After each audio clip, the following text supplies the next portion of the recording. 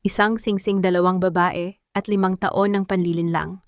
Habang ang bawat gusaling dinisenyo ni Amara ay tumitindig ng matatag ang sarili niyang mundo, ay gumuho nang makita ang lalaking mahal niya na ikinakasal sa iba. Sino nga ba ang tunay na pundasyon at sino ang semento lang na ginamit at itinapon? Sa huli, mababayaran ba ng yaman ang isang pusong dinurog ng utang na loob? Huwag kang mag-alala, Isabel. Si Amara, she's just a placeholder. Isang kasangkapan na madaling itabi kapag nakuha ko na ang kailangan ko mula sa kanya. Ang boses ni Nicholas ay parang isang matalim na bubog na bumaon sa pandinig ni Amara malamig. Vakum ka mo chut dodu now. Sa labas ng bahagyang nakabukas na pinto ng marangyang suite sa isang hotel sa Tagaytay, nanigas ang buong katawan ni Amara. Ang kanyang mga daliri ay mahigpit na nakakapit sa isang kulay pilak na thermo na naglalaman ng mainit pang kape, ang paboritong barako ni Nicholas, na maaga niyang ipinagtimpla dahil alam niyang mapapagod ito sa wedding rehearsal. 5 taon. 5 taon silang magkasama bumubuo ng mga plano, hindi lang para sa mga gusali ng Salcedo Prime, kundi para sa isang buhay na akala ni Amara ay matatag pa sa semento. Ngunit sa isang iglap, ang init ng kapeng hawak niya ay tila naging yelo na nanunuot sa kanyang mga buto. Nakatayo siya doon, suot ang kanyang kupas na cardigan, habang sa loob ng silid ay nakita niya ang refleksyon ni Nicholas. Sa malaking salamin, maingat na inaayos ang mamahaling belo ni Isabel. Ang miyamay ng tadhana ay tila isang malupit na biro. Ang kape na sumisimbolo sa kanyang pag-aalaga ay unti-unting nagpapapasa sa kanyang mga palad, habang ang lalaking pinag-alayan niya nito ay abala sa paghalik sa kamay ng ibang babae. Narinig mo naman siguro ang lahat, hindi ba, kaya huwag ka nang magpanggap na nagulat. Isang mabigat at autoritaryong boses ang narinig ni Amara mula sa kanyang likuran. Si Doña Aurora, ang babaeng itinuring niyang pangalawang ina, ang babaeng pinaglingkuran niya nang higit pa sa sarili niyang kapakanan dahil sa utang na loob. Nakatayo ang matanda, suot ang kanyang mamahaling perlas at isang ngiting puno ng pangungutya na tila ba ang presensya ni Amara ay isang mantsa sa malinis nilang palasyo. Walang babala, itinaas ni Doña Aurora ang kanyang kamay at isang malakas na tunog ng palad na tumama sa pisngi ang bumasag sa katahimikan ng hallway. Ang sakit ay hindi lamang nanatili sa balat ni Amara. Bumaon ito hanggang sa kaibuturan ng kanyang pagkatao sapat. Để làm cho tầm nhìn của cô nhòe đi vì những giọt nước mắt chưa kịp rơi. Amara, maging practical ka, dugtong ng matanda habang tinitingnan siya mula ulo hanggang paa na parang isang maruming basahan. Isang hamak na arkitekto ka lang na pinulot namin sa hirap pagkatapos mamatay ng mga magulang mo. Ang anak ko ay kailangang magpakasal sa isang babaeng may pangalan at yaman para isalba ang kumpanya. Huwag mong isiping sapat na ang 5 taon ninyong paglalaro para mabayaran ang lahat ng itinulong namin sa iyo. Ang thermo sa kamay ni Amara ay dahan-dahang nadulas mula sa kanyang mga daliri. Hindi ito bumagsak ng may ingay na gaya kuamot vuno, kundi isang tuyot na tunog ng bakal na tumama sa makinis na marmol ng sahig, habang ang itim na likido ay dahan-dahang kumalat, parang isang madilim na anino na lumalamon sa bawat pangarap na kanyang iginuhit. Hindi makapagsalita si Amara. Ang kanyang lalamunan ay tila binabalutan ng matitinik na alambre, tuyot at mahapdi. Ang bawat tibok ng kanyang puso ay parang isang mabigat na martilyo na dahan-dahang ginigiba ang bawat haligi ng kanyang pagtitiwala.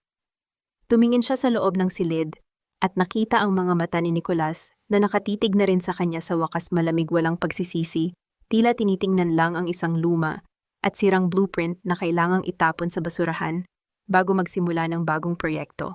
Dito ba nagtatapos ang lahat? Sa gitna ng lamig ng Tagaytay, sa harap ng mga taong itinuring niyang mundo, naramdaman ni Amara ang isang kakaibang uri ng katahimikan. Hindi ito ang katahimikan ng kapayapaan, kundi ang katahimikan ng isang gusaling gumuho, na kung saan ang taming naiwan ay ang alikabok ng nakaraan at ang hapdi ng isang katotohanang hindi niya kailanman inasahan.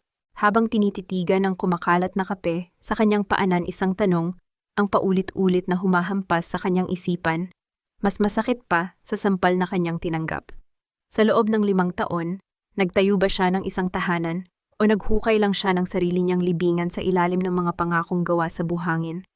Para akong isang multo na naglalakad sa gusaling, ako mismo ang nagpundar, ngunit bakit tila wala na akong puwang sa loob ng bawat pader nito? Ito ang pait na bumabalot sa isipan ni Amara habang binabagtas niya ang malawak na lobby ng Salcedo Prime. Ang tunog ng kanyang mga sapatos sa makinis na tiles ay tila isang mahinang pagtambol sa isang libing mabagal mabigat at puno ng pighati. Sa kabila ng makapal na make-up na inilagay niya para itago ang bakas ng sampal ni Doña Aurora at ang pamamaga ng kanyang mga mata, damang-dama pa rin niya ang hapdi hindi lang sa kanyang pisngi, kundi sa kailaliman ng kanyang kaluluwa. Sa bawat sulok ng opisina, ang mga bulungan ng kanyang mga katrabaho ay tila mga bubuyog na may dalang lason. Hindi na bago sa kanila ang balita. Ang pagpapakasal ni Nicolas kay Isabel Fajardo ay nakapaskil na sa bawat social media page, isang engranding kaganapan na tinitingala ng lahat. Look, andyan na ang design assistant ng ating dakilang Nicolas. Narinig niyang bulong ni Gina, isa sa mga senior architect, na noon pa man ay naiinggit na sa posisyon ni Amara. Akala siguro niya mapapangasawa na niya ang boss. Hindi ba niya alam na sa mundong ito ang semento ay para sa pundasyon, pero ang dugong bughaw ay para lamang sa kapwa dugong bughaw? Hindi kumibo si Amara. Nanatili siyang diretso ang tingin kahit na ang bawat salita ay parang isang karayom na tumutusok sa kanyang dibdib. Pumasok siya sa kanyang maliit na cubicle, ang tanging espasyo kung saan naging saksi ang mga puyat at pagod niya sa nakalipas na 5 taon. Doon sa ibabaw ng kanyang lamesa ay nakalatag ang blueprint ng The Heavens Door, ang pinakamalaking housing project ng kumpanya. Dahan-dahang hinaplos ni Amara ang bawat linya ng disenyo. Ang bawat kurba, ang bawat sukat ay bunga ng kanyang imahinasyon. Ngunit nang dumako ang kanyang paningin sa ibabang bahagi ng papel, tila tumigil ang pag-ikot ng kanyang mundo. Ang pangalang nakasulat sa ilalim ng principal architect ay hindi sa kanya. Architect Nicolas Salcedo, ang kanyang pangalan ang Amara Villaluz, na dapat ay nandoon bilang tagalikha, ay burado na. Wala man lang kahit isang maliit na footnote na magsasabing siya ang nagbuhos ng dugo at pawis dito. Sa dokumentong ito siya ay isa lamang anino isang kasangkapan na ginamit at pagkatapos ay binura sa kasaysayan. Amara, tapos mo na ba ang final revisions? Kailangan na iyan ni Nicolas para sa meeting niya sa mga investor ni Isabel mamayang hapon. Ang boses ng sekretarya ni Nicolas ay walang bahid ng simpatya, tila ba ang nangyari sa Tagaytay ay isang panaginip lang na hindi nararapat pag-usapan. Ibibigay ko na lang sa kanya, tipid na sagot ni Amara. Ang kanyang boses ay parang isang tuyong dahon marupok at madaling mabasag. Habang naglalakad patungo sa opisina ni Nicolas, naalala ni Amara ang mga gabi kung kailan hinahawakan ng lalaki ang kanyang mga kamay habang sila ay nagtatrabaho. Amara, para sa atin ito. Madalas nitong sabihin noon. Ang bawat gusaling itatayo natin ay magiging saksi sa pag-iibigan natin. Ngunit ngayon ang mga gusaling iyon ay hindi na monumento ng pag-ibig, kundi mga lapida ng kanyang pagkakamali. Ang utang na loob na ipinamukha sa kanya ni Doña Aurora ay tila isang tanikala na nakagapos sa kanyang mga paa na pumipigil sa kanya na sumigaw at bawiin ang nararapat sa kanya. Sinagip siya ng mga Salcedo noong siya ay musmus pa pinag-aral at binigyan ng bubong, ngunit sa anong kapalit, ang kanyang buong pagkatao, bago niya lisanin ang silid na pansin ni Amara, ang isang lumang folder na naiwan sa gilid ng shredding machine, tila itatapon na. Isa itong folder na may markang legacy files, 1978. Sa hindi maipaliwanag na dahilan kumaba ang kanyang dibdib. Dahan-dahan niyang binuklat ang mga pahina hanggang sa mahulog ang isang lukot at nanilaw na sobre.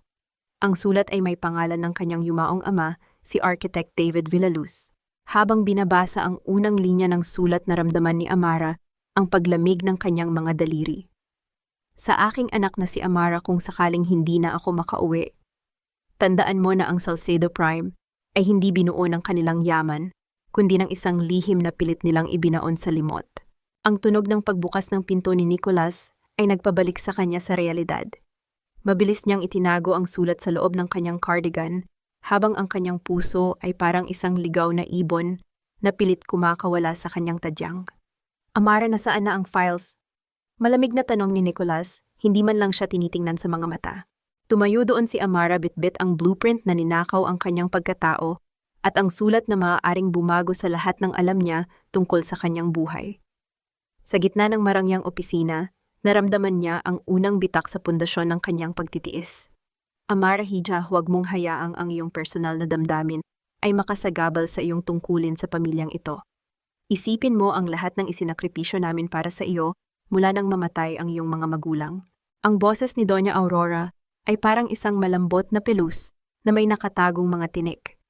Sa loob ng marangyang dining room ng mga Salcedo, ang kislap ng mga kristal na chandelier ay tila nanunuya sa madilim na pakiramdam ni Amara. Nakaupo siya sa dulo ng mahabang lamesa habang sa tapat niya ay masayang nag-uusap sina Nicolas at Isabel tungkol sa kulay ng mga kortina para sa kanilang magiging bagong tahanan. Ang tunog ng mga pilak na kubyertos na tumatama sa mamahaling porselana ay tila isang nakakarinding ritmo na nagpapaalala kay Amara na siya ay isang tagapanood na lamang sa sarili niyang buhay. Napakaganda ng mga ideya mo, Isabel. Komento ni Nicolas. Ang kanyang boses ay puno ng tamis na dati ay kay Amara lang inilalaan. Pagkatapos ay lumingon siya kay Amara ng walang bakas ng pagkahiya. Amara, gusto kong tulungan mo si Isabel sa pagpili ng layout ng master bedroom. Alam mo naman ang taste ko, di ba? Gusto ko yung kasing aliwalas ng mga disenyo mo sa Salcedo Prime. Parang isang kutsilyo na dahan-dahang hinihiwa ang lalamunan ni Amara sa bawat salitang binibitawan ng lalaking mahal niya. Inutusan siyang magdisenyo ng silid kung saan matutulog ang lalaking pinangarap niyang makasama kasama ang babaeng pumalit sa kanyang pwesto. Ang miyamay ng sitwasyon ay tila isang laso na dahan-dahang kumakalat sa kanyang sistema. Oo nga, Ate Amara, singit ni Isabel na may peking ngiti, tinatawag siyang ate para lalong ipamukha ang agwat ng kanilang katayuan. Sabi ni Tita Aurora, ikaw daw ang pinakamagaling pagdating sa interior details. Huwag kang mag-alala, babayaran namin ang bawat oras mo. Hindi naman kami basta-basta kukuha ng serbisyo ng walang kapalit. Isang mahinang tunog ng pagsipsip ng hangin sa pagitan ng mga ngipin ang pinakawalan ni Amara habang pilit niyang pinipigilan ang panginginig ng kanyang mga kamay sa ilalim ng lamesa. Ang bawat salita ni Isabel ay tila isang sampal na binalot ng asukal. Inihain ang paboritong sinigang na hipon ni Nicolas. Ang maasim na amoy nito ay sumuot sa ilong ni Amara, ngunit sa halip na gana ay lalong bumaliktad ang kanyang sikmura. Ang bawat higop ng sabaw ay tila nagiging mapait sa kanyang dila. Sa gitna ng tawanan ng tatlo, isang mainit na luha ang hindi na napigilan ni Amara. Mabilis itong pumatak mula sa kanyang mata, bumagsak ng walang tunog sa gitna ng kanyang mangkok ng sinigang humahalo sa asim at anghang ng sabaw. Ang kanyang puso ay parang isang basong puno na isang patak na lang at aapaw na ang lahat ng sakit. Amara, bakit hindi ka kumakain? Tanong ni Doña Aurora, bagaman ang kanyang mga mata ay nagbabanta. Huwag kang maging bastos sa harap ng ating bisita. Ang utang na loob ay hindi lang nababayaran sa trabaho, kundi sa pagpapakita rin ng tamang asal. Huminga ng malalim si Amara, ang kanyang dibdib ay tila binibigti ng isang invisible na kamay. Busog na po ako, Doña Aurora. Mahina niyang sagot, sapat na para marinig ang panginginig ng kanyang boses. Huwag kang madamdamin, Amara. Dugtong ni Nicolas habang hinihiwa ang kanyang pagkain ng buong ingat. Business ito. Ang kasal namin ni Isabel ay para sa ikabubuti ng lahat, kasama ka na roon. Isipin mo na lang kung hindi dahil sa merger na ito, baka wala na tayong kumpanyang tatrabahuhan. Ang gaslighting ay tila isang sining na perpektong natutunan ni Nicolas. Pinalalabas niyang ang kanyang pagtataksil ay isang sakripisyo para sa kapakanan ni Amara. Ang bawat pangangatwiran niya ay tila isang semento na pilit nagbaibaon kay Amara sa isang hukay ng kahihiyan at pananahimik. Tumayo si Doña Aurora at dahan-dahang lumapit kay Amara, ipinatong ang kanyang malamig na kamay sa balikat ng dalaga. Ang bigat ng kamay nito ay tila isang sumpa. Amara, may naisip ako. Simula nang matanda ang kanyang tinig ay puno ng awtoridad na hindi matatanggihan. Kahit matapos ang kasal, gusto kong manatili ka sa amin. Hindi bilang asawa ni Nicolas, kundi bilang isang personal design consultant niya. Magkakaroon ka ng sariling kwarto sa likod ng mansyon.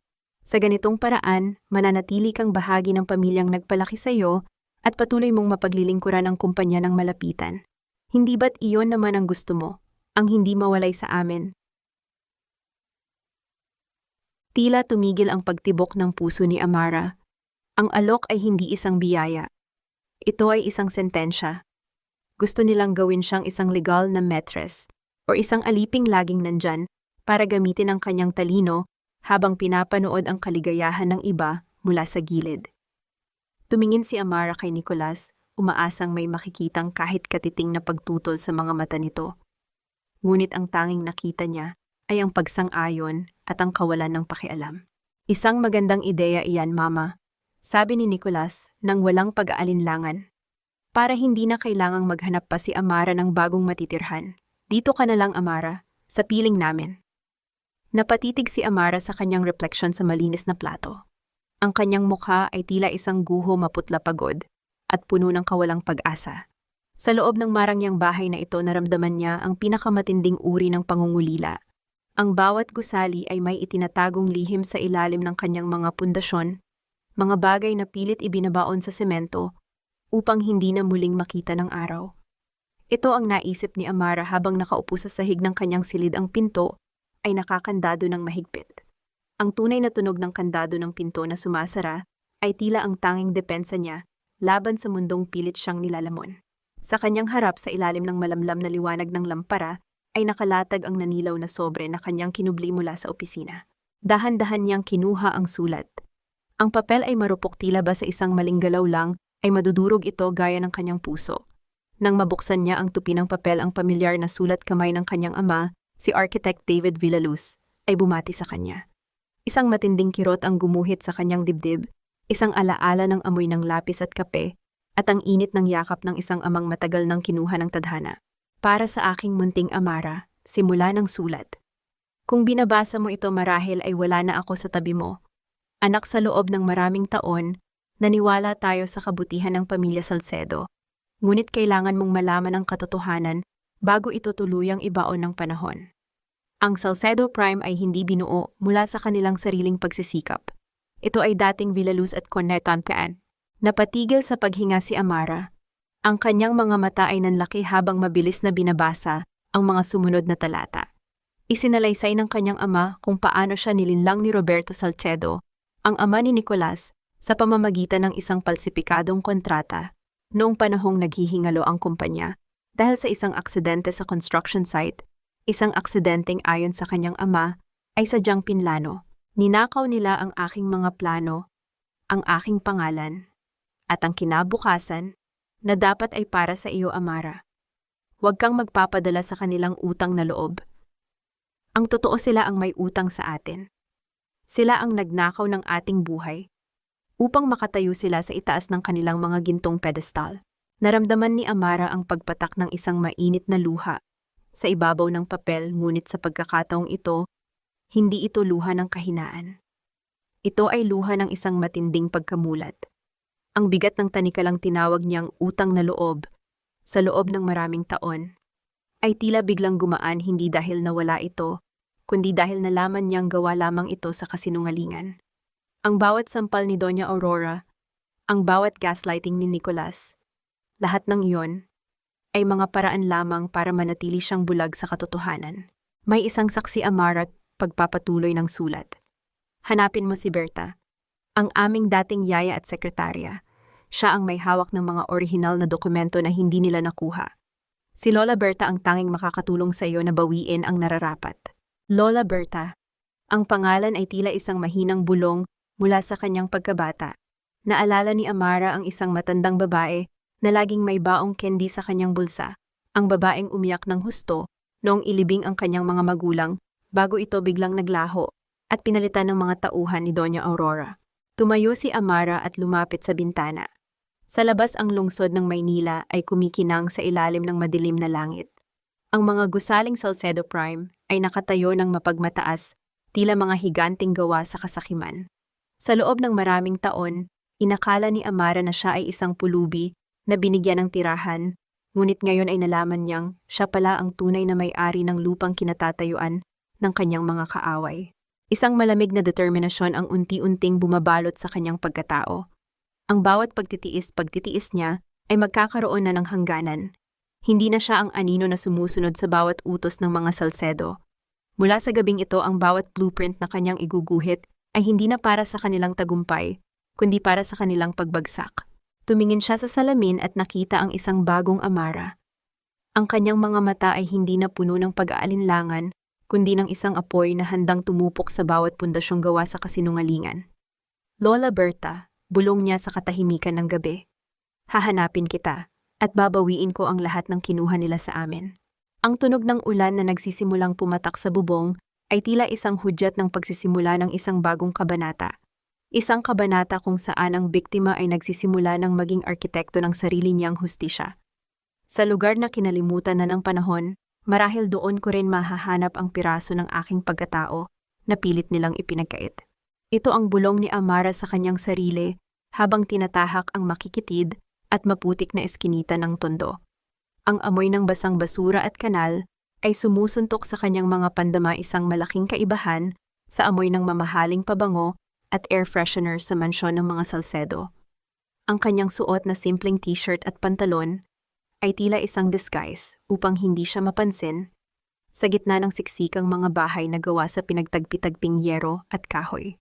Ang tunog ng bawat hakbang niya sa ibabaw ng mga bitak-bitak na semento ay tila isang paalala na siya ay malayo na sa mundong kanyang kinalakihan, ngunit malapit na sa katotohanang matagal nang naghihintay. Bitbit ang isang maliit na piraso ng papel kung saan nakasulat ang huling address na binanggit sa mga lumang dokumento ng kanyang ama. Pilit na inaaninag ni Amara ang bawat numero sa mga pintong nadadaanan. "Excuse me po, Ale," mahinahong tanong ni Amara sa isang matandang babaeng naglalaba sa tapat ng isang barong-barong. "Kilala niyo po ba si Berta, yung dating nagtatrabaho sa isang kumpanya ng construction?" Ang matanda ay tumigil sa kanyang pagkusot at tiningnan si Amara mula ulo hanggang paa. Ang pagdududa sa mga mata nito ay dahan-dahang napalitan ng isang malalim na pagkilala. Berta, yung laging nagkukwento tungkol sa isang batang anghel na iniwan niya, ikaw ba? Ikaw ba si Amara? Naramdaman ni Amara ang paghinto ng tibok ng kanyang puso. "Opo, ako nga po." Ibinaba ng matanda ang labada at itinuro ang isang maliit na hagdanang gawa sa kawayan sa dulo ng eskinita. "Nasa itaas siya, matagal ka na niyang hinihintay, anak. Halos araw-araw ay binabanggit niya ang pangalan mo sa kanyang mga dasal." Dahan-dahang umakyat si Amara sa mabuway na hagdan. Ang bawat baitang ay tila lumalangit-ngit sa ilalim ng kanyang bigat, isang tunog na nagpapabilis sa kaba sa kanyang dibdib. Nang marating niya ang maliit na silid sa itaas, nakita niya ang isang matandang babae na nakaupo sa isang silya, nakatingin sa labas ng bintana. Ang kanyang buhok ay kasing puti na ng bulak at ang kanyang mga balat ay puno na ng mga guhit ng panahon. "Lola Berta," mahinang tawag ni Amara. Ang matanda ay dahan-dahang lumingon. Nang magtama ang kanilang mga mata, ang mga kulubot sa mukha ni Lola Berta ay tila nagliwanag. Isang mahinang ungol ng galak ang kumawala sa kanyang mga labi habang pilit siyang tumatayo, nanginginig ang mga kamay na iniabot kay Amara. "Amara, yung aking alaga na," bulong ng matanda habang dahan-dahang hinahawakan ang mukha ng dalaga. Ang init ng kanyang palad ay tila nagpabalik sa lahat ng mga alaala ng pagkabata na pilit ibinaon ng mga Salcedo. "Patawarin mo ako, anak. Patawarin mo ako kung iniwan kita sa mga kuko ng mga taong iyon. Pinilit nila akong umalis, binantaan nila ang buhay ko." Humagulgol si Amara habang niyayakap ang matanda. Ang bawat patak ng luha niya ay tila isang paghuhugas sa lahat ng sakit na kanyang dinala. "Wala po kayong kasalanan, Lola. Ngayon po ay alam ko na ang lahat. Alam ko na ang ginawa nila sa aking ama." Pinunasan ni Lola Berta ang mga luha sa kanyang mga mata at dahan-dahang lumapit sa isang lumang baul na nakatago sa ilalim ng kanyang higaan.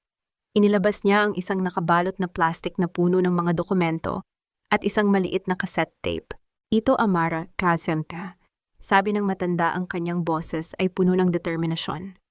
"Ito ang mga orihinal na kontrata na may lagda ng iyong ama bago ito palitan ni Roberto Salcedo. At dito sa tape na ito, maririnig mo ang huling pag-uusap nila bago ang aksidenteng kumitil sa buhay ng mga magulang mo. Itinago ko ito sa loob ng 20 taon, naghihintay sa araw na magkakaroon ka ng lakas na harapin sila." Nang hawakan ni Amara ang mga dokumento, naramdaman niya ang isang kakaibang lakas na dumadaloy sa kanyang mga ugat. Ang bawat papel ay tila isang sandata na handang tumapos sa kasinungalingan ng mga Salcedo, ngunit sa gitna ng kanilang pag-uusap, isang mahinang kaluskos sa labas ng pinto ang nagpapatigil sa kanila. Ang tunog ng isang mabilis na hakbang na palayo sa hagdanan ay nagpataas ng balahibo ni Amara. May sumunod ba sa kanya? May nakakalamba ng kanyang bawat galaw, Tumingin siya kay Lola Berta. Ang takot ay muling sumilip sa kanyang mga mata. Lola, kailangan nating umalis dito. Hindi na ligtas ang lugar na ito. Ngunit habang tinitingnan ni Amara ang mga dokumento sa kanyang kamay, isang piraso ng papel ang nahulog isang litrato ni Nicholas noong bata pa ito kasama ang kanyang ama, at sa likod nito ay may nakasulat na mensahe na nagpabilis muli sa pintig ng kanyang puso. Ang huling piraso ng puzzle ay nasa altar ng kanilang kasinungalingan. Ano ang ibig sabihin nito? At sino ang aninong mabilis na naglaho? Sa gitna ng siksikang mga eskinita ng tondo. Ang pinakamabisang sandata ng isang taong wala nang mawawala ay ang kanyang mga ngiti na gawa sa pait at isang mukhang tila sumusuko na sa tadhana. Ito ang mantra na paulit-ulit na binibigkas ni Amara sa kanyang isipan habang nakatayo sa harap ng malaking salamin sa loob ng mansion ng mga Salcedo. Maingat niyang inayusan ang kanyang sarili, hindi upang maging maganda, kundi upang magmukhang talunan. Naglagay siya ng kaunting pulbos, upang magmukhang maputla, at hinayaan niyang maging matamlay ang kanyang mga mata. Tila isang kandilang, malapit ng mapundi. Kailangan niyang isuot ang maskara ng pagkatalo, upang hindi nila mapansin ang apoy ng paghihiganti na nagsisimula ng magliyab sa kanyang puso. Nang bumaba siya sa sala, naabutan niya si Doña Aurora na marangyang nakaupo sa kanyang sofa, tila isang reyna na naghihintay ng kanyang alipin. Ang tunog ng pagaspas ng abaniko ng matanda ay tila isang palakpak ng tagumpay sa bawat hakbang na ginagawa ni Amara pababa ng hagdan. Doña Aurora. Mahinang simula ni Amara ang kanyang boses ay nanginginig sa tamang timpla ng takot at pagsusumamo. Napag-isipan ko na po ang inyong alok. Tatanggapin ko po ang pagiging consultant ni Nicholas. Wala na rin naman po akong mapupuntahan at totoo pong malaki ang utang na loob ko sa inyo. Isang mapaglarong ngiti ang sumilay sa mga labi ng matanda. Ibinaba nito ang kanyang abaniko at lumapit kay Amara, dahan-dahang hinaplos ang buhok ng dalaga. Na tila ba isa itong alagang hayop na sa wakas ay natutong sumunod. Mabuti naman at natauhan ka na, Hija. Sabi ni Doña Aurora, ang kanyang boses ay puno ng mapanlinlang na tamis. Alam ko namang hindi mo kami matitiis. Dito sa bahay na ito laging may puwang para sa mga taong nakakaalam ng kanilang lugar. Nang dumating si Nicholas, tila nabuhayan ito ng loob nang makitang naroon pa rin si Amara. Ang kanyang mga mata ay nagpakita ng isang uri ng kaginhawaan. Ang kaginhawaan ng isang lalaking nakuha ang lahat ng gusto niya nang walang anumang sakripisyo. Ang kanyang presensya ay tila isang mabigat na ulap na nagpapadilim sa paligid ni Amara, ngunit pinilit niyang huwag umiwas. Salamat, Amara, bulong ni Nicholas nang sandaling maging silang dalawa na lamang sa hallway. Alam kong mahirap ito para sa iyo, pero pangako hindi kita pababayaan. Mananatili tayong magkasama sa proyektong ito gaya ng dati. Gusto ni Amara na idura ang bawat salitang binitawan ng lalaki, ngunit sa halip ay tumango lang siya, nang bahagya pilit na pinipigilan ang pagkasuklam. Para sa kumpanya, Nicholas, gagawin ko ito para sa Salcedo Prime. Nang sumunod na araw, bumalik si Amara sa opisina. Sa pagkakataong ito, hindi na siya ang biktima na pinag-uusapan sa bawat kanto. Siya na ang professional na tumanggap ng tadhana. Ngunit sa likod ng bawat blueprint na kanyang tinitingnan, ang kanyang mga mata ay naghahanap ng pagkakataon. Nang mag-break ang lahat para sa tanghalian, nanatili si Amara sa loob ng opisina ni Nicholas sa ilalim ng dahilan na kailangang tapusin ang mga detalye ng Heaven's Door. Ang tunog ng pagsara ng pinto ng opisina ay tila ang hudyat ng simula ng kanyang tunay na misyon. Mabilis siyang lumapit sa computer ni Nicholas. Ang bawat tibok ng kanyang puso ay parang isang mabilis na tambol na naririnig niya sa kanyang sariling mga tainga. Patawarin mo ako, Papa? Kung gagamitin ko ang aking talino, sa ganitong paraan, bulong niya sa hangin. Dahan-dahan niyang ipinasok ang isang maliit na flash drive at nagsimulang kopyahin ang mga files na kailangan niya, mga lihim na kontrata, mga record ng transaction sa mga investor ni Isabel, at ang mga lumang archive ng kumpanya na hindi basta-basta binubuksan. Ang bawat porsyento ng loading sa screen ay tila isang mahabang taon ng paghihintay. Sa gitna ng kanyang pagmamadali, napansin ni Amara ang isang maliit na frame sa gilid ng lamesa ni Nicholas. Isang litrato nila noong unang anibersaryo nila sa isang maliit na parke, kung saan pareho silang masaya at walang muwang. Isang sandali ay naramdaman niya ang hapdi ng lumang pag-ibig ngunit mabilis niya itong pinalis. Kinuha niya ang frame at iniharap ito sa pader, isang simbolo na ang Amara na nasa litratong iyon ay patay na. Biglang narinig ni Amara ang tunog ng pagpihit ng doorknob mula sa labas. Ang kanyang dugo ay tila naging yelo. Wala siyang oras para bunutin ang flash drive nang hindi nahahalata. Ang pinto ay bumukas at pumasok ang isa sa mga tauhan ng security. May dalang listahan ng mga lalabas para sa maintenance. Architect Amara, akala ko po ay lumabas na kayo. May kinuha lang akong reference. Sagot ni Amara, pilit na pinapakalma ang kanyang boses, habang ang kanyang likod ay nakaharang sa likurang bahagi ng CPU ng computer. Nang makaalis ang guard, mabilis niyang binunot ang flash drive at isinilid sa loob ng kanyang medyas. Ngunit bago niya maisara ang computer, isang folder ang nakakuha ng kanyang pansin sa pinakasulok ng screen. Isang folder na nakapangalan sa kanya, Amara Disposal Plan. Ang kanyang mga daliri ay nanginginig habang dahan-dahang binubuksan ang folder. Ang unang dokumento ay isang draft ng isang legal na kasunduan na nagsasabing pagkatapos ng grand launch ng Heaven's Door, tatanggalin si Amara sa kumpanya sa ilalim ng mga gawa-gawang paratang ng plagiarism at professional negligence upang siguraduhin na hindi na siya muling makakatayo sa industriya at hindi kailanman makakapagsalita laban sa mga Salcedo. Sino ang tunay na mastermind sa likod ng disposal plan na ito? Si Nicolas ba o may mas madilim pang plano si Doña Aurora na hindi pa alam ni Amara? Habang pababa si Amara sa elevator, naramdaman niya muli ang pakiramdam na may nakatingin sa kanya. Paglingon niya sa refleksyon ng metal na pader ng elevator, nakita niya ang isang anino ng isang lalaking nakasuot ng itim na sombrero, nakatitig sa kanya mula sa labas, bago tuluyang sumara ang pinto.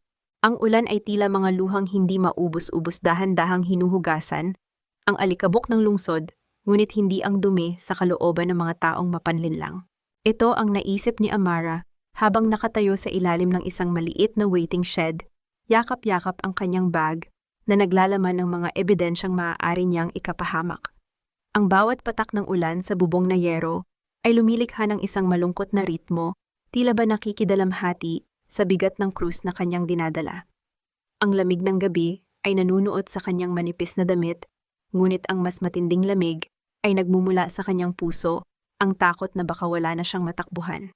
Sa gitna ng kadiliman, isang pamilyar na lumang sasakyan ang dahan-dahang huminto sa kanyang tapat. Ang tunog ng makina nito ay tila isang mahinang pag-ubo ng isang matandang kaibigan. Bumukas ang pinto at lumabas ang isang lalaking may katandaan, ngunit bakas pa rin ang dignidad sa kanyang tindig. Amara, anong ginagawa mo rito sa gitna ng bagyo? Ito si Architect Dante, ang lalaking naging mentor ni Amara noong siya ay nagsisimula pa lamang ang tanging tao sa industriya na hindi kailanman nasilaw sa yaman ng mga Salcedo. Ang kanyang mga mata ay puno ng pag-aalala, ang uri ng pag-aalalang matagal nang hindi nararamdaman ni Amara mula sa ibang tao. Architect Dante, ang boses ni Amara ay halos pabulong na lamang napalitan ng isang mahinang hikbi. Halika, pumasok ka sa loob, baka magkasakit ka. Paanyaya ng matanda habang dahan-dahang ginagabayan si Amara sa loob ng sasakyan. Ang amoy ng lumang papel at kape sa loob ng kotse ay tila isang mainit na kumot na bumalot sa nanginginig na katawan ni Amara. Dinala siya ni Dante sa kanyang maliit at payak na studio. Doon sa gitna ng mga nagkalat na blueprints at mga modelo ng maliliit na bahay na ramdaman ni Amara ang isang uri ng katahimikan na matagal nang ipinagkait sa kanya sa Salcedo Prime. Inabutan siya ng matanda ng isang mainit na baso ng tsa, ang usok nito ay dahan-dahang humahaplos sa kanyang muka. Narinig ko ang tungkol sa nalalapit na kasal ni Nicolas. Panimula ni Dante, ang kanyang boses ay malalim at puno ng pakikiramay. Alam kong mahirap ito, Amara. Ang kumpanyang iyon ay parang isang magandang katedral sa labas, ngunit bulok ang pundasyon sa loob. Matagal ko nang napapansin ang pagnanakaw nila sa iyong talino. Yumuko si Amara, ang kanyang mga daliri ay mahigpit na nakahawak sa baso. Hindi lang talino ang kinuha nila sa akin, Architect. Kinuha nila ang lahat. Ang aking pamilya, ang aking dangal. At ngayon balak nila akong itapon na parang basura pagkatapos ng proyekto. Dahan-dahang lumapit si Dante at ipinatong ang kanyang magaspang na palad sa balikat ni Amara. Amara, makinig ka sa akin, mahinahon niyang sabi. Ang isang arkitekto ay hindi nasusukat sa laki ng gusaling kanyang naitayo, kundi sa tibay ng kanyang paninindigan. Huwag mong hayaang gibain nila ang katedral sa loob mo. Ang katedral na iyon ay ang iyong puso, ang iyong sining. Kung kailangan mong magsimulang muli gawin mo. May isang kaibigan ako sa Cebu na naghahanap ng isang taong may puso para sa mga housing projects, para sa mga nangangailangan. Isang bagong simula malayo sa mga Salcedo. Sa sandaling iyon, tila isang maliit na sinag ng araw ang sumilay sa gitna ng madilim na bagyo sa isipan ni Amara. Cebu. Isang lugar na malayo sa alaala ng Tagaytay at sa lason ng Maynila. Isang pagkakataon na magtayo ng isang bagay na may tunay na halaga. Maaari po ba iyon, tanong ni Amara, ang kanyang mga mata, ay nagsisimulang magkaroon ng bagong pag-asa. Higit pa sa maaari, Amara. Karapatan mong maging malaya, sagot ni Dante, habang iniabot ang isang maliit na card. Tawagan mo siya kapag handa ka na. Ngunit bago iyon tapusin mo ang laban mo rito, huwag kang aalis na nakayuko. Habang naghahanda si Amara na umuwi, napansin niya ang isang lumang drawing sa ibabaw ng drafting table ni Dante. Isang drawing ng isang maliit na parke na may nakasulat na pamilyar na pirma sa sulok. Ang kanyang puso ay tila tumalon sa kanyang lalamunan nang makilala ang lagda ng kanyang ama. Bakit nasa inyo po ang drawing na ito ng papa ko? Tanong ni Amara, ang kanyang boses ay puno ng pagtataka. Tumingin si Dante sa drawing, isang malungkot na ngiti ang sumilay sa kanyang mga labi. Ang iyong ama at ako ay matalik na magkaibigan, Amara. At may isang bagay siyang ipinagkatiwala sa akin na sa tingin ko ay oras na para makita mo. Ano ang lihim na ipinagkatiwala ni Architect David Villaluz kay Dante? At bakit ngayon lang ito ipapakita sa kanya? Ligtas nga ba talaga si Amara sa pangangalaga ng kanyang mentor? O may mas malalim pang connection si Dante sa nakaraan ng mga Salcedo? Paglabas ni Amara sa studio ni Dante, tumigil ang ulan. Ngunit sa kabilang panig ng kalsada, nakita niya ang isang itim na sasakyan na kanina pa pala naghihintay. Dahan-dahang bumaba ang bintana nito at doon niya nakita ang mga mata ni Nicolas, malamig, nagdududa at puno ng panganib. Sino ang pinuntahan mo rito, Amara? Ang boses ni Nicolas ay bumasag sa katahimikan ng gabi, tila isang babala ng isang darating na unos na mas malakas pa sa bagyong kakatapos lang. Huwag mong subukan ang pasensya ko, Amara. Sino ang dinalaw mo sa loob ng lumang studio na iyon? Akala ko ba ay abala ka sa pagtapos ng Heaven's Door? Ang boses ni Nicolas sa loob ng sasakyan ay parang isang matalim na labahan nanginginig sa pagitan ng selos at paghihinala.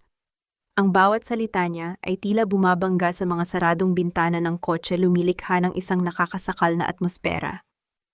Nakatitig siya sa kalsada, ang kanyang mga kamay ay mahigpit na nakakapit sa manibela hanggang sa mamuti ang kanyang mga kasukasuan. Tumingin si Amara sa labas sa mga patak ng tubig na dahan-dahang gumagapang sa salamin ng bintana.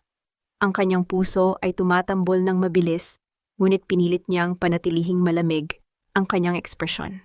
Humihingi lang ako ng payo tungkol sa ventilation system ng proyekto, Nicolas. Mahinahong sagot ni Amara, ang boses niya ay walang emosyon, gaya ng isang blankong papel. Si Architect Dante ang pinakamagaling sa aspetong iyon. Hindi ba't ang gusto mo ay isang perpektong obra para sa mga investor mo? Isang mapait na tawa ang kumawala sa mga labi ni Nicolas. Siguraduhin mo lang, Amara, dahil ang tagumpay ng proyektong ito ang magiging huling hakbang para sa ating lahat. Huwag mong sisirain ang pagkakataong ito dahil lang sa iyong paghihiganti. Hindi na sumagot si Amara. Alam niya na ang bawat salitang bibitawan niya ay maaari niyang ikapahamak. Ang tunay na laban ay wala sa kanilang pagtatalo kundi sa mga papel na nakatago sa kanyang bag, ang huling regalo niya para sa pamilyang Salcedo. Nang makabalik siya sa opisina kinabukasan, ang bawat hakbang niya ay puno ng layunin. Inilaan niya ang buong araw sa pagtatapos ng blueprint ng Heaven's Door. Ang tunog ng kanyang mechanical pencil na gumuguhit sa tracing paper ay tila isang ritual ng pagtatapos. Ngunit sa pagkakataong ito, may mga detalyeng siya lang ang nakakaalam. Maingat niyang inilagay ang mga lihim na lamat sa loob ng disenyo. Hindi ito mga depekto na magpapaguho sa gusali, kundi mga legal at technical na pagkakamali na magpapatunay na ang nagpirma sa blueprint, si Nicolas, ay walang sapat na kaalaman sa istruktura ng proyektong kanyang inaangkin. Nilagyan niya rin ito ng mga nakatagong simbolo na kapag tinitigan ng maigi ay bubuo sa inisyal ng kanyang ama, si David Villaluz. Sa gitna ng kanyang paggawa kinuha ni Amara ang lumang pambura ng kanyang ama, ang pamburang laging ginagamit nito noong siya ay bata pa. Isang maliit na bagay ngunit puno ng kasaysayan. Dahan-dahan niyang pinalis ang isang linya sa papel at sa bawat kuskus naramdaman niya ang unti-unting pagpawi ng kanyang takot. Ang bawat bakas ng uling na nabubura ay tila ang pagbura niya sa kapangyarihan ni Nicolas sa kanyang buhay. Ang kanyang mga daliri ay humahaplos sa papel isang tahimik na panalangin para sa katarungan. Tapos na, bulong niya sa hangin. Pumasok siya sa opisina ni Nicolas at inilapag ang makapal na rolyo ng blueprints sa ibabaw ng lamesa nito. Ang tunog ng pagbagsak ng papel ay tila isang hudyat ng isang digmaan. Narito na ang huling disenyo ni Nicolas. Ang Heaven's Door ay handa na para sa grand launch bukas kasabay ng iyong kasal, sabi ni Amara. Kinuha ni Nicolas ang blueprint at binuklat ito ng may pagmamalaki. Hindi man lang niya tiningnan ang mga detalye.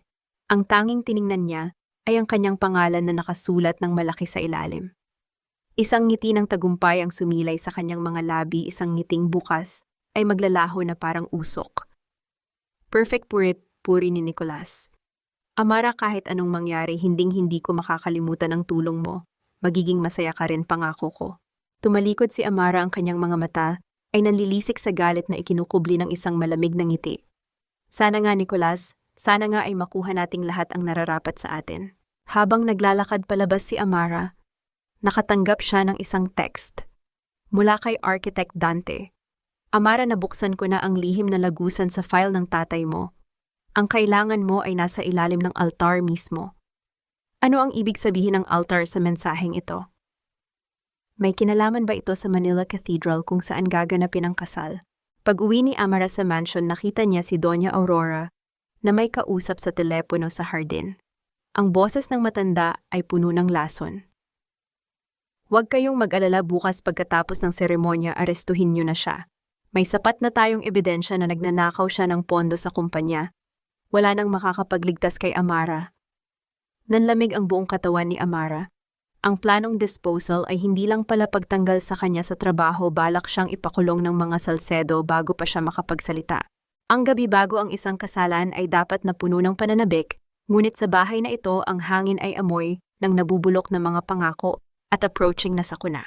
Ito ang pait na sinamyo ni Amara habang nakatayo sa maliit na bintana ng kanyang silid sa likuran ng mansion. Sa labas ang mga ilaw sa hardin ay nakabukas pa rin, nagbibigay liwanag sa mga huling preparasyon para sa grand reception na mangyayari bukas pagkatapos ng seremonya sa Manila Cathedral. Ang mga bulaklak na puting rosas na inangkat pa mula sa ibang bansa ay tila mga korona ng libing para sa 5 taon niyang pag-ibig. Alam na niya ang plano ni Doña Aurora. Bukas habang nagtatawanan ang mga bisita, ang mga pulis ay maghihintay sa kanya sa labas upang pusasan siya sa ilalim ng mga gawa-gawang kaso ng pagnanakaw. Ang pamilyang nagpalaki sa kanya ay handang durugin ang kanyang buong pagkatao upang lang hindi lumabas ang kanilang dumi. Ngunit hindi na siya ang Amara na umiiyak sa harap ng malamig na sinigang. Ang kanyang takot ay matagal nang napalitan ng isang malamig at matalim na determinasyon. Biglang naputol ang kanyang pag-iisip dahil sa tunog ng mabibigat at hindi pantay na hakbang sa hallway. Ang tunog ng pag-ikot ng doorknob ay naging mabilis at bago pa man niya mailock ang pinto, bumukas ito ng maluwag. Nakapambungad si Nicolas. Ang kanyang mamahaling tuxedo ay gusot na, ang kanyang kurbata ay nakakalas at ang kanyang hininga ay mabigat sa amoy ng alak at mamahaling pabango. Ang kanyang mga mata ay mapupungay, ngunit may nakatagong kasakiman na hindi niya kailanman nakita noon. Amara, bulong ni Nicolas, ang kanyang boses ay malat at naglalambing sa isang paraang nakakakilabot. Amara ko. Dahan-dahan itong lumapit at pilit na hinawakan ang mga braso ni Amara. Naramdaman ni Amara ang pagtaas ng kanyang balahibo, hindi dahil sa kilig kundi dahil sa matinding pagkasuklam. Ang lalaking minsang naging mundo niya ay tila isang estranghero na may maskara ng isang halimaw. Ano bang ginagawa mo rito, Nicolas? Bukas ang kasal mo. Matulog ka na ka. Malamig na sabi ni Amara habang pilit na umaatras mula sa yakap nito. Ngunit lalong hinigpitan ni Nicolas ang kanyang hawak, pilit na ibinabaon ang kanyang mukha sa leeg ni Amara. Huwag kang ganyan, Amara. Alam mo namang ikaw lang ang mahal ko, di ba si Isabel? Boring siya. Wala siyang alam kundi mag-shopping at magpa-party. Ang pamilya lang niya ang kailangan ko ang pera nila para sa Salcedo Prime. Ang bawat salitang lumalabas sa bibig ni Nicolas ay tila lason na humahalo sa hangin ng silid. Ang pagiging makasarili nito ay umabot na sa pinakamataas na antas. Pakakasalan ko siya bukas pero ikaw pa rin ang arkitekto ng buhay ko. Patuloy ni Nicolas, ang kanyang tawa ay may kasamang pait ng pagkalasing. Mananatili ka rito. Gagawa tayo ng mga gusali sa umaga at sa gabi. Sa gabi ay tayo pa rin. Hindi ba perpekto iyon? Nakuha na natin ang yaman kasama pa kita. Parang may sumabog sa loob ni Amara. Ang natitirang katiting na pag-aalinlangan sa kanyang puso ay ganap ng naging abo. Ang lalaking ito ay hindi biktima ng sitwasyon. Siya ay isang manggagamit na handang alipinin ang sinuman para lang sa kanyang kapakanan. Sa halip na sumigaw o manampal, tiningnan ni Amara si Nicolas diretso sa kanyang mga mata. Dahan-dahan ngunit may diin, inalis niya ang mga kamay ng lalaki mula sa kanyang balakat. Ang kanyang galaw ay hindi nagpapakita ng takot kundi ng dignidad ng isang taong mataas pa sa kanyang kaaway. Kinuha niya ang isang malinis na panyo mula sa kanyang bulsa at banayad na pinunasan ang kanyang balat kung saan humawak si Nicolas, tila naghuhugas ng isang maruming putik. Matulog ka na, Nicolas. Mahinahon ngunit matalim na sabi ni Amara. Maghanda ka para bukas. Dahil bukas makukuha mo ang eksaktong buhay na pinaghirapan mong buuin. Hindi na intindihan ni Nicolas ang lalim ng kanyang mga salita. Tumawa lang ito ng mahina, nag-iisip na pumayag na si Amara sa kanyang madilim na plano bago sumuray-suray na lumabas ng silid. Nang sumara ang pinto, mabilis na kinuha ni Amara ang kanyang telepono at nagpadala ng isang mensahe kay Architect Dante at Lola Berta. Handa na ang lahat para sa altar. Walang aatras. Habang inaayos ni Amara ang flash drive na naglalaman ng lahat ng ebidensya, napansin niya na may isang maliit na sobre na nakasingit sa ilalim ng pinto ng kanyang silid. Nang buksan niya ito, wala itong pangalan ng nagpadala, ngunit naglalaman ito ng isang kopya ng death certificate ng kanyang ama, at sa ilalim ng cause of death, may isang nakasulat na kamay sa pulang tinta. Hindi ito aksidente. Si Roberto Salcedo ang nag-utos. Sino ang naglagay ng sobreng ito sa gitna ng gabi? Ang sikat ng araw ay dahan-dahang sumilip sa bintana, nagdala ng liwanag sa araw ng kasal. Sa ibaba, narinig ni Amara ang malakas na boses ni Doña Aurora na nagbibigay ng huling utos sa mga guard ng mansion. Siguraduhin ninyong hindi makalabas si Amara hanggat hindi nagsisimula ang seremonya. Dalhin niyo siya sa cathedral sakay ng hiwalay na sasakyan kasama ang 2 pulis. Ang bitag ay nakasara na. Ang tanong na lang ay kung sino ang tunay na mabibihag sa loob ng cathedral. Ang cathedral ay tila isang napakalaking bibig na handang lumamon sa sinumang mangangahas na magsabi ng katotohanan sa harap ng altar. Ito ang naging kaisipan ni Amara habang nakaupo siya sa loob ng isang itim na sasakyan, nasa gitna ng 2 lalaking hindi man lang kumikibo, ngunit ramdam niya ang bigat ng kanilang mga baril sa ilalim ng kanilang barong. Ang Manila Cathedral ay nakatayo sa kanyang harap ng buong ningning. Ang mga matatandang pader nito ay saksi sa hindi mabilang na mga pangakong binitawan at binuwag. Para sa mga tao sa labas, ito ay isang araw ng pagdiriwang, ngunit para kay Amara ito ay ang pagpasok sa loob ng isang magandang hawla. Nang bumukas ang pinto ng sasakyan, ang init ng araw ng Maynila ay humalik sa kanyang mukha, ngunit ang kanyang pakiramdam ay nananatiling kasing lamig ng semento.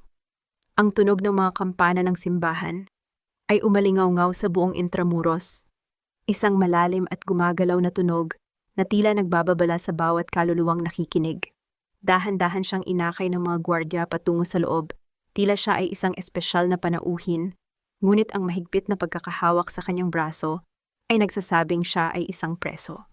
Sa loob ng cathedral, ang amoy ng insenso at libu-libong sariwang bulaklak ay nakahihilo. Ang bawat upuan ay puno ng mga agila ng lipunan, mga politiko, malalaking investor, at ang mga pamilyang ang tanging yaman ay ang kanilang mga pangalan. Sa pinakaunang hilera, nakita ni Amara si Doña Aurora na nakasuot ng isang kulay gintong terno na kumikinang sa ilalim ng mga dambuhalang chandelier.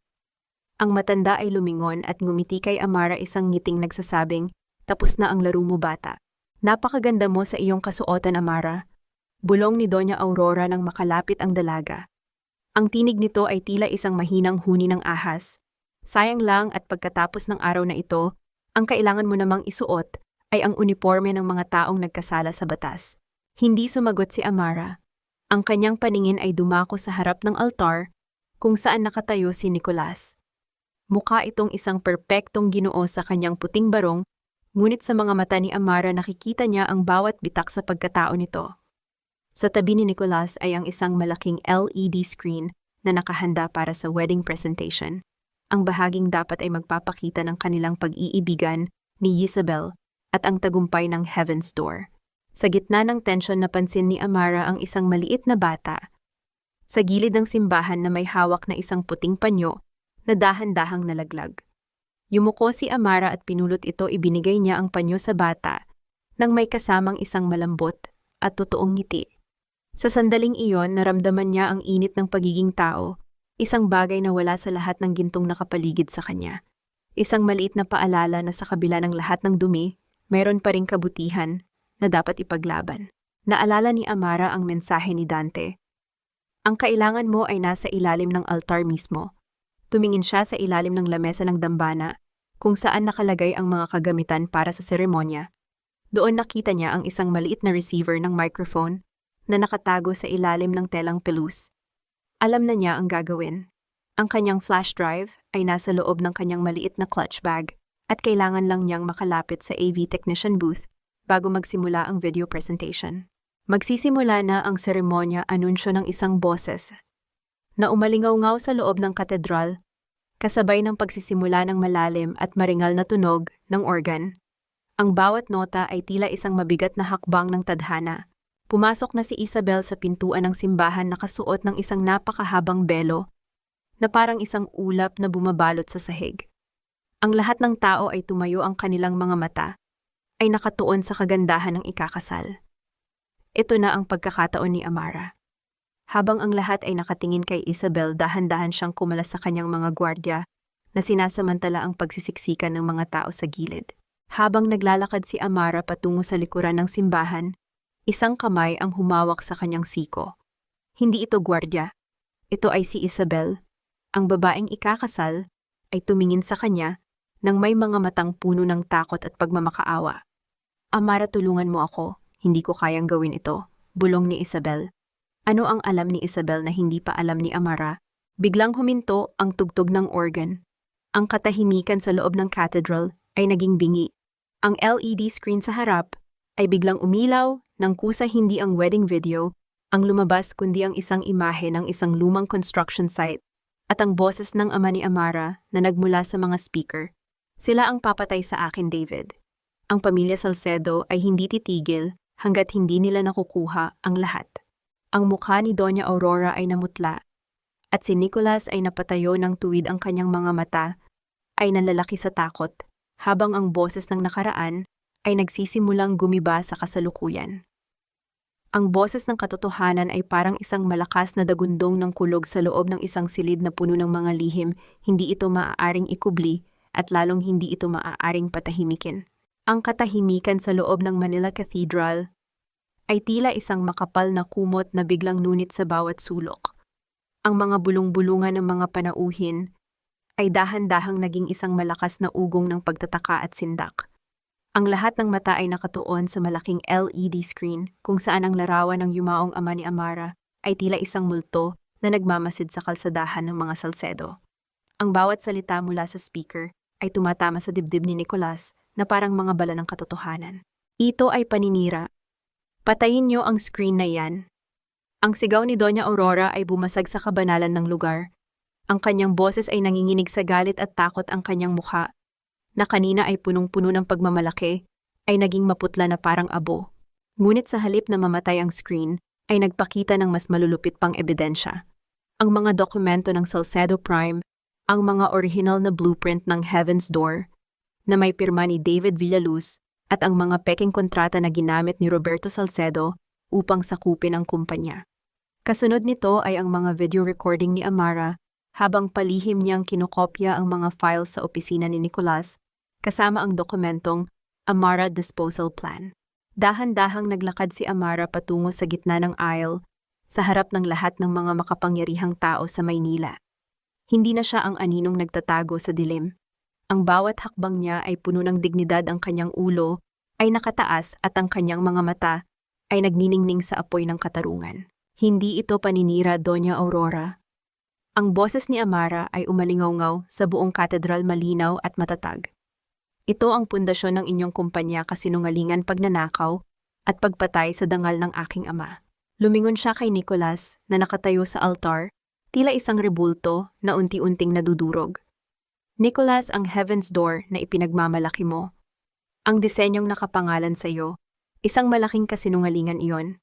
Ang bawat guhit, ang bawat sukat ay sa akin. At ang mga lihim na lamat na inilagay ko roon, sapat iyon para patunayan sa buong mundo na wala kang alam sa propesyong ito. Amara, please stop this, bulong ni Nicholas. Ang kanyang boses ay puno ng pagsusumamo na hinaluan ng takot. Pag-usapan natin ito ng pribado. Pribado? Isang mapait na tawa ang kumawala kay Amara. Gaya ng pribadong pag-uusap ninyo ni Doña Aurora kung paano niyo ako ipapakulong pagkatapos ng araw na ito. Gaya ng pribadong pagtataksil mo sa akin sa loob ng 5 taon habang ginagamit mo ang aking talino para isalba ang inyong bumabagsak na pamilya. Biglang bumitaw si Isabel sa braso ni Nicholas. Ang babaeng ikakasal ay dahan-dahang lumapit kay Amara. Ang kanyang mga luha ay dahan-dahang gumuguhit sa kanyang makapal na make-up. Amara, totoo ba ito? Tanong ni Isabel, ang kanyang boses ay nanginginig. Kaya ba mabilis ninyong kinuha ang aming investment dahil wala na kayong pondo? Tumingin si Amara kay Isabel nang may bahid ng simpatya. Hindi ka lang asawa sa paningin nila, Isabel. Isa ka ring biktima, isa kang kontrata na may suot na belo. Ang perang ibibigay ng tatay mo ay gagamitin lang nila para pagtakpan ang kanilang mga nakaw na yaman. Sa gitna ng kaguluhan, dahan-dahang tinanggal ni Isabel ang kanyang mamahaling singsing na hiyas. Ang singsing na dapat ay simbolo ng kanilang pagsasama ni Nicholas. Inilapag niya ito sa sahig ng katedral, isang tunog ng matigas na bagay na tumama sa marmol, ang umalingaw-ngaw tila isang huling tuldok sa isang maling kwento. Tumingin si Isabel kay Amara at tumango ng bahagya, isang tahimik na pakikipag-alyansa ng 2 babaeng kapwa nilinlang ng iisang pamilya. Ang kasal na ito ay tapos na.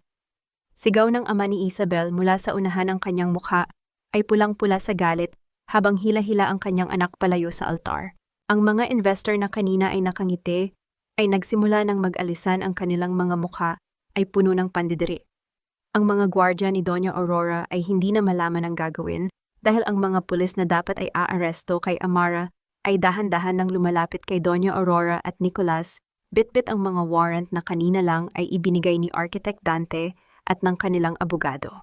Hindi pa ito tapos, Amara, sigaw ni Doña Aurora habang pilit siyang inaalalayan ng mga tauhan niya. Wala kang mapupuntahan. Sisiguraduhin kong mabubulok ka sa hirap. Tumingin si Amara sa matanda, wala na siyang nararamdamang takot kundi kapayapaan. Doña Aurora, ang hirap ay hindi bago sa akin. Pero ang pagkawala ng dangal, yan ang hindi ko kayang tanggapin. At sa araw na ito, kayo ang nawalan niyan. Habang pinapanood ni Amara ang pagguho ng imperyo ng mga Salcedo sa harap ng altar, isang hindi kilalang lalaki na nakasuot ng barong ang lumapit sa kanya at may iniabot na isang itim na folder. Architect Villaluz, may isa pa kayong kailangang malaman. Ang inyong ama, hindi lang siya pinagnakawan. May iniwan siyang insurance policy na ang tanging beneficiary ay kayo at ang halaga nito ay sapat para mabili ang buong Salcedo Prime. Sino ang lalaking ito? At bakit ngayon lang lumitaw ang impormasyong maaaring magpabaliktad sa kapalaran ni Amara mula sa pagiging biktima tungo sa pagiging pinakamakapangyarihang arkitekto sa bansa? Ang bawat kasinungalingang itinayo sa ibabaw ng dambana ay tila isang kastilyong gawa sa baraha, isang ihip lang ng katotohanan, at ang lahat ay guguho tungo sa kawalan. Ang loob ng Manila Cathedral na kanina ay punong-puno ng dangal at pagdiriwang ay naging isang eksena ng matinding kaguluhan. Ang nakakasilaw na puting liwanag mula sa mga kamera ng media ay tila mga kidlat na bumabalot sa takot na mukha ni Nicholas at Doña Aurora. Ang tunog ng mga bulungan ay napalitan ng malalakas na katanungan ng mga reporter na tila mga buwitreng nag-aabang sa pagbagsak ng isang higante. Sa gitna ng lahat ng ito, nakatayo si Amara, tahimik at matatag habang pinapanood ang bawat piraso ng imperyo ng mga Salcedo na dahan-dahang nadudurog. Hindi ito totoo. Isang paninira lamang ang lahat ng ito. Ang sigaw ni Doña Aurora ay gumaralgal ang kanyang tinig, ay hindi na ang autoritaryong boses ng isang reyna, kundi ang desperadong huni ng isang taong nalulunod. Pilit siyang inalalayan ng kanyang mga bodyguard patungo sa pintuan, ngunit ang daan ay hinarang ng mga pulis. Ang tunog ng mga posas na isinasara sa mga kamay ni Nicolas ay umaling-aungaw sa paligid isang tuyot, at malamig na tunog ng bakal na tumatama sa bakal. Ang mukha ni Nicolas ay wala ng bakas ng kayabangan. Ang kanyang mga mata ay nakapako sa sahig, hindi makatingin sa mga taong kanina lang ay tinitingala siya bilang isang hari ng industriya. Architect Villaluz, tawag ng lalaking nag-abot ng itim na folder. Ako si Attorney Mateo Ramos, ang matalik na kaibigan at abogado ng iyong ama. Matagal kong hinintay ang pagkakataong ito. Ang folder na hawak mo ay naglalaman ng katotohanan na ang 70% ng shares ng Salcedo Prime ay legal na nakapangalan sa iyong ama at ngayon sa iyo. Naramdaman ni Amara ang panginginig ng kanyang mga kamay habang binubuklat ang mga dokumento. Ang bawat pahina ay tila isang hininga ng katarungan na matagal nang ipinagkait. Ang yaman na ginamit ng mga Salcedo para apihin siya ay sa kanya pala mula pa noong una. Ang bawat pait na linunok niya sa loob ng 5 taon ay tila dahan-dahang nahuhugasan ng isang malinis na agos ng katotohanan. Sa loob ng folder nakita ni Amara ang isang maliit at lumang drafting pen. Ito ang pen na ginamit ng kanyang ama sa pagguhit ng kanyang kauna-unahang disenyo noong bata pa siya. Dahan-dahan niya itong kinuha at hinawakan ng mahigpit sa kanyang dibdib. Ang lamig ng bakal ng pen ay tila nagbigay sa kanya ng init na nagmumula sa kanyang mga alaala.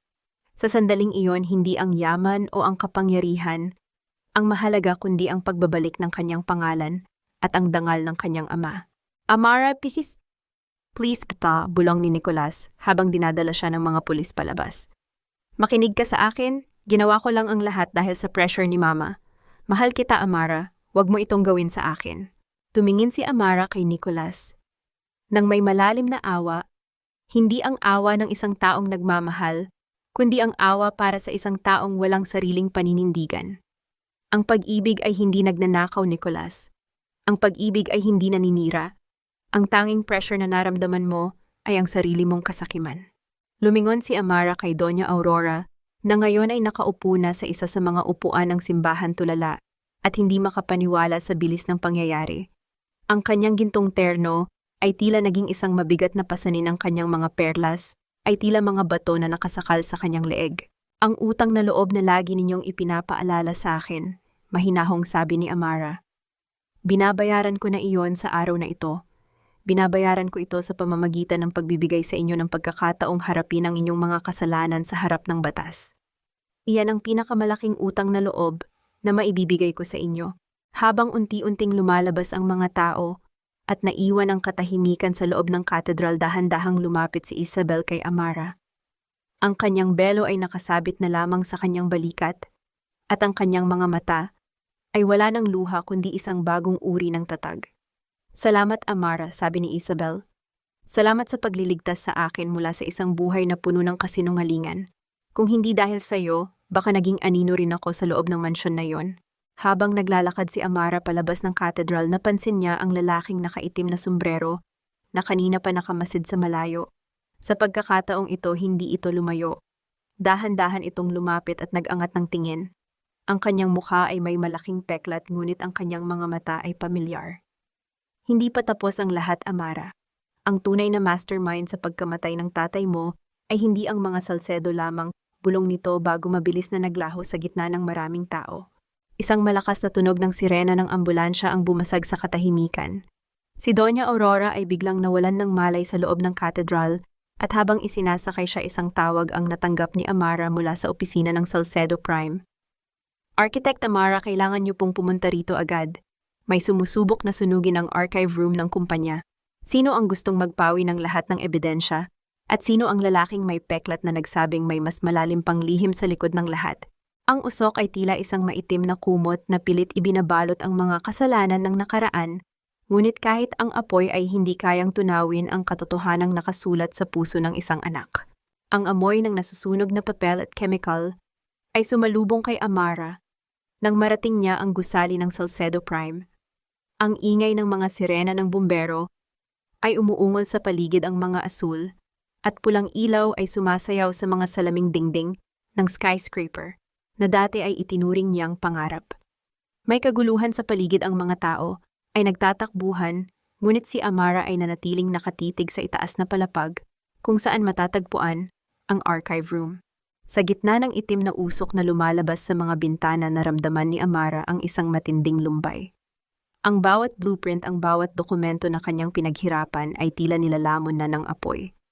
Ngunit hindi siya natakot. Dahan-dahan siyang naglakad patungo sa lobby, hinarang siya ng mga security guard, ngunit ang kanyang tingin ay sapat na para sila ay mapaatras. Hindi niyo kailangang iligtas ang mga gamit, mahinahong sabi ni Amara sa mga bumbero. Iligtas niyo ang mga tao. Ang mga papel na iyan, matagal na silang abo sa paningin ko. Doon niya nakita ang lalaking may peklat sa malayo, nakatayo sa ilalim ng isang poste ng ilaw, tahimik na pinapanood ang apoy.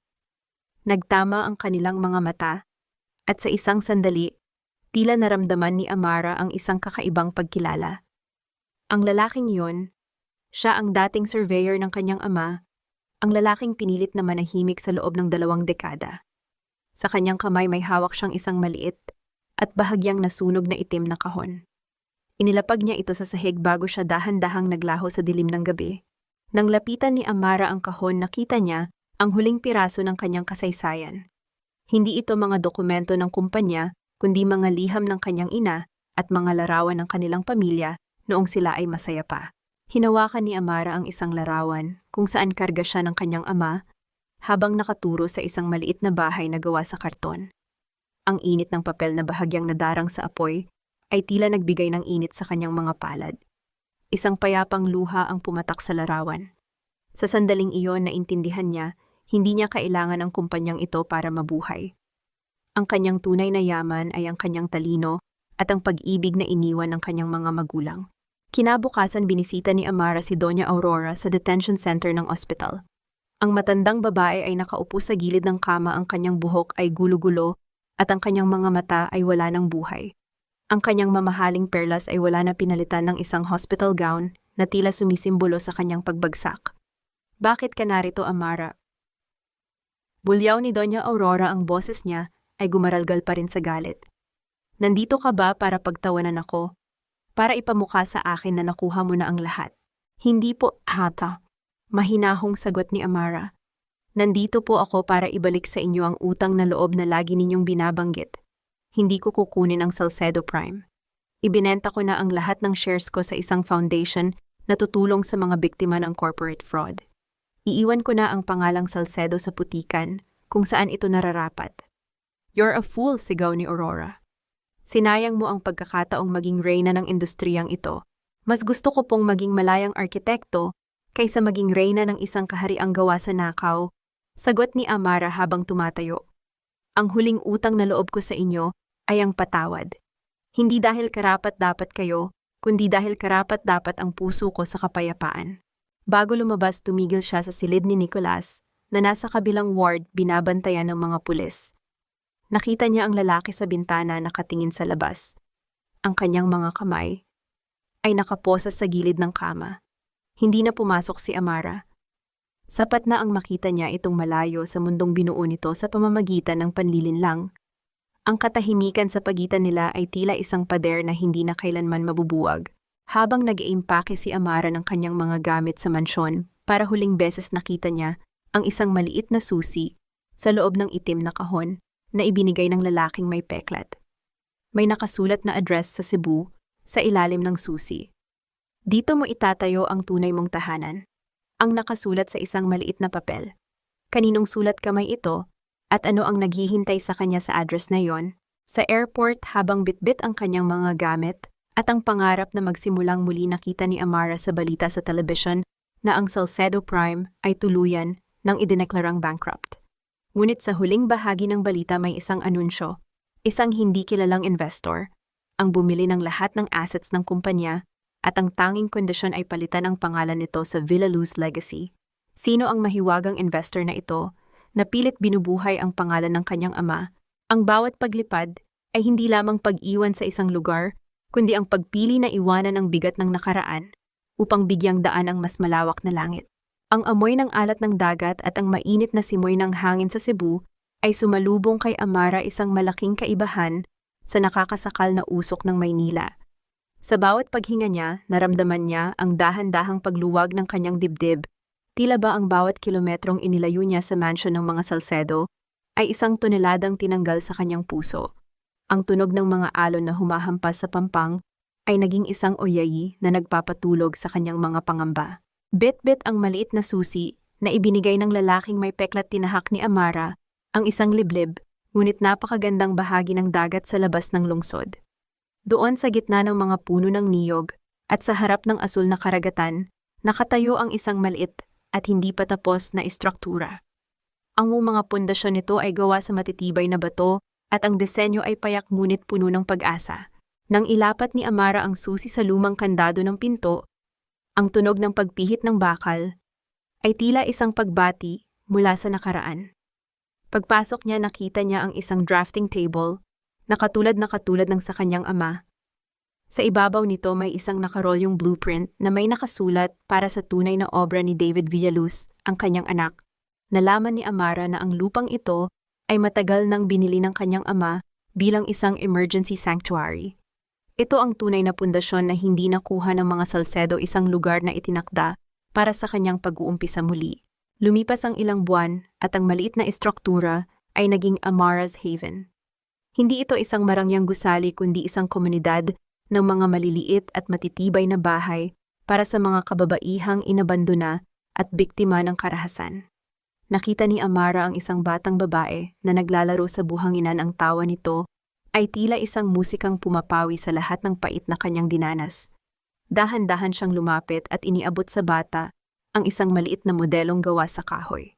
Sa pagdampi ng kanilang mga daliri, naramdaman ni Amara na sa wakas ang kanyang talino ay ginagamit na sa tamang paraan, hindi para sa pagpapayaman ng mapang-api, kundi para sa pagpapatayo ng pangarap ang mga nasa laylayan. Isang hapon, habang abala si Amara sa pagbisita sa construction site ng kanilang bagong housing wing, isang pamilyar na sasakyan ang huminto sa labas. Lumabas si Architect Dante, may dalang isang malaking basket ng prutas at isang envelope. "Amara, hiha!" Bati ng matanda ng may malapad na ngiti. "Mukhang mas matibay pa ang pundasyon mo rito kaysa sa anumang skyscraper sa Maynila." "Architect Dante, salamat po sa pagbisita," sagot ni Amara habang inaalalayan ang matanda sa lilim. "Dito ko po nahanap ang kapayapaang hindi maibibigay ng semento. May maganda akong balita, Iksan," sabi ni Dante habang iniabot ang envelope. "Ang Villaluz Legacy sa Maynila. Alam mo na ba kung sino ang bumili nito? Ito ay isang grupo ng mga dating empleyado na tinulungan mo noon sa tulong ng isang anonymous investor na nalaman kong si Isabel Fajardo pala." Napatigil si Amara. Si Isabel, ang babaeng dapat sana ay naging kaaway niya.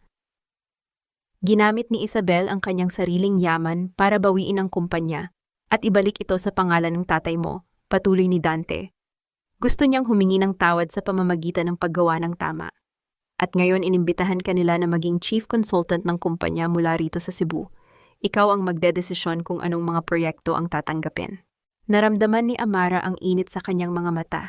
Ang pagpapatawad ay hindi lamang nagpalaya sa kanya, kundi nagbukas din ng pinto para sa iba na magbago. Habang naglalakad sila ni Dante sa dalampasigan, napansin ni Amara ang isang lalaking nakaupo sa isang malayo na bench, nakatingin sa abot tanaw.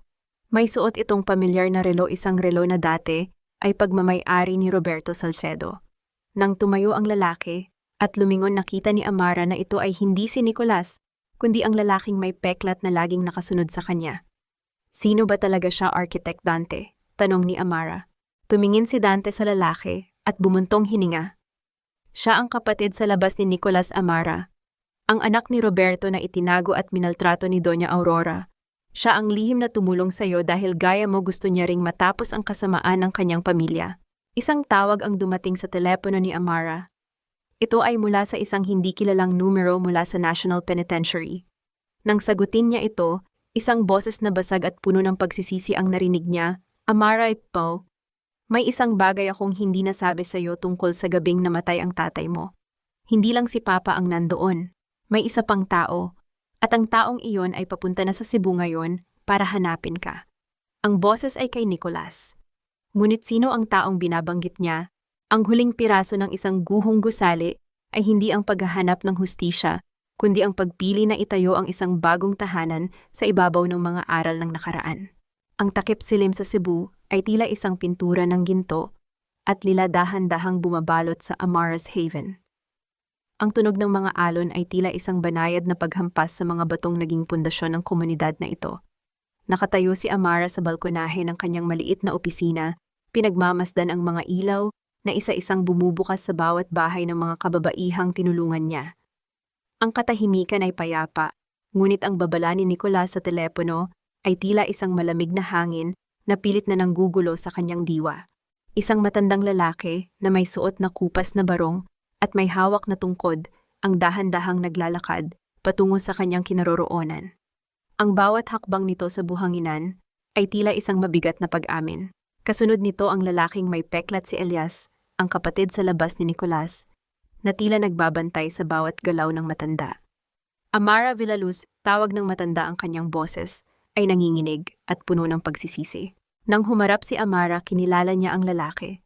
Ito si Mang Teroy, ang dating foreman sa huling construction site ng kanyang ama. Ang lalaking biglang naglaho pagkatapos ng aksidenteng pumatay sa kanyang mga magulang. Ang kanyang presensya ay tila isang multo mula sa nakaraan na sa wakas ay nagkaroon ng anyo.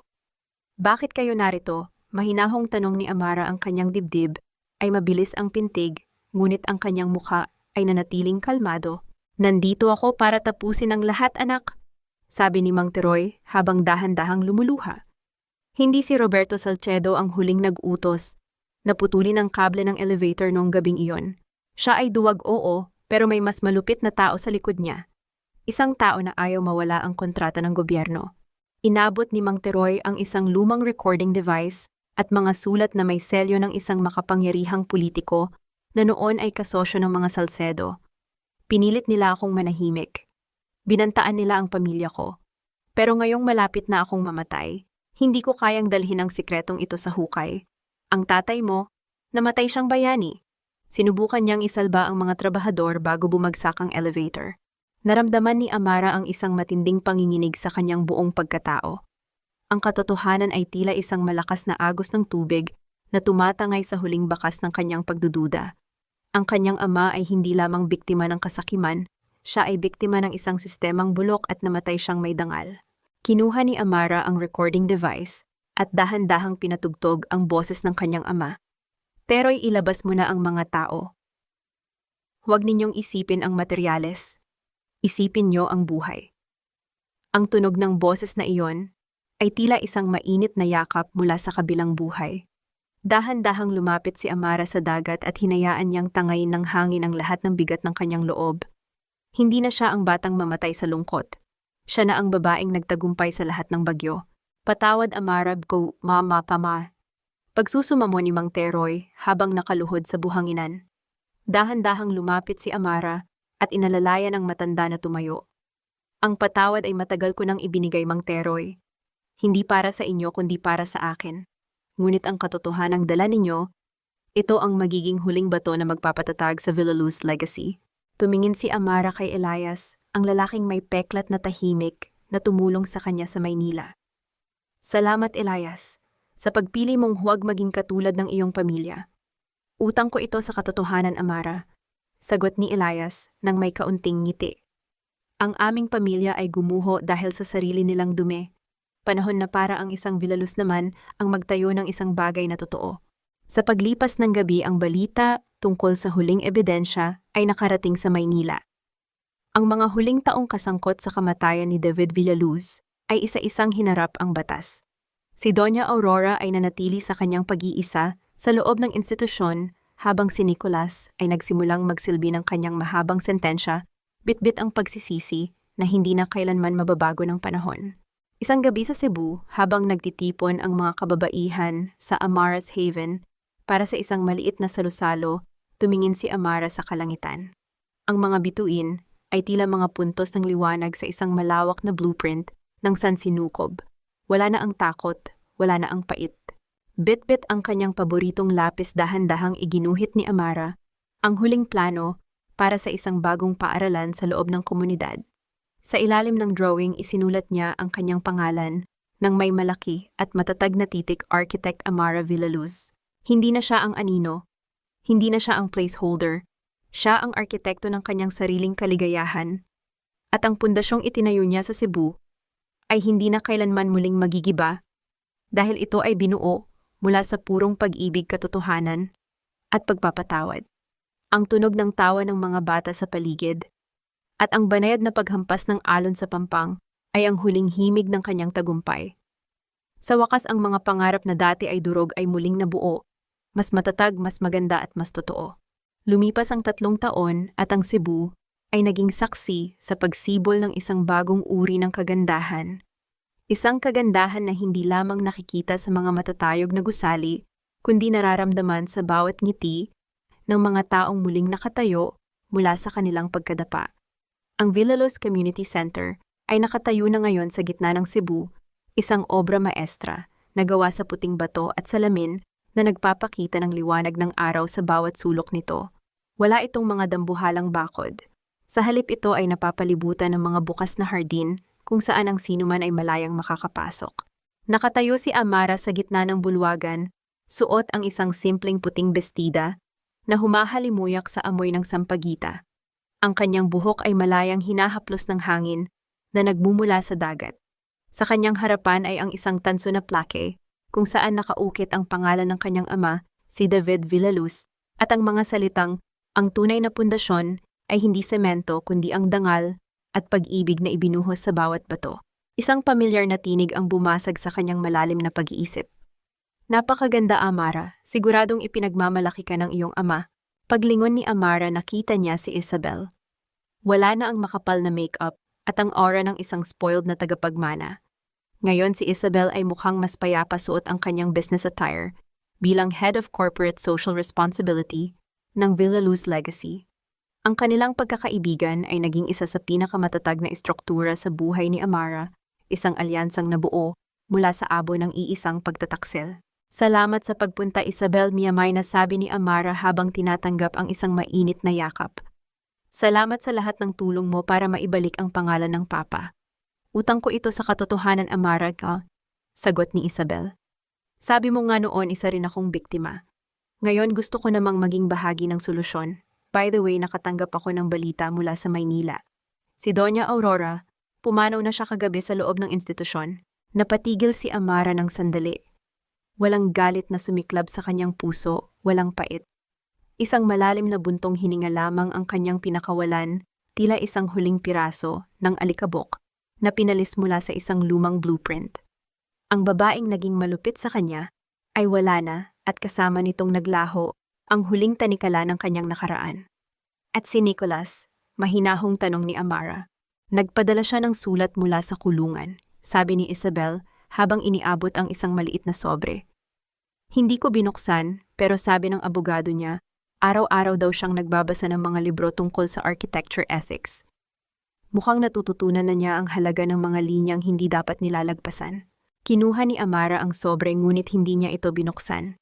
Sa halip dahan-dahan niya itong inilagay sa loob ng itim na kahon ng kanyang ama na ngayon ay puno na ng mga bagong alaala. Ang pagpapatawad ay hindi nangangahulugang kailangan mong bumalik sa dati. Ito ay ang pagpapahintulot sa iyong sarili na lumakad palayo nang wala ng bitbit na mabigat na bagahe.